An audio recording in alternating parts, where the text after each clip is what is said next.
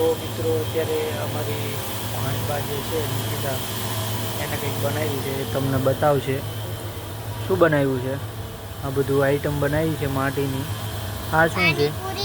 આ પાણીપુરી છે. હા, આ પાણીપુરી.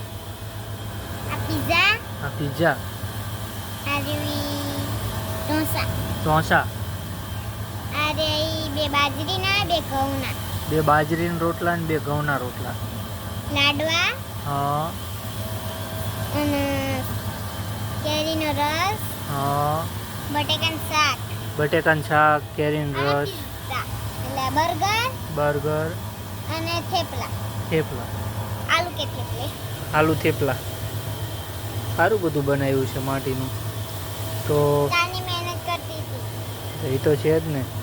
મોબાઈલમાં ઓછું ધ્યાન આપતા અમારે ભાણીબા આવી રીતે કામ કરે છે. તો બધા મિત્રો લાઈક કરી દીજો.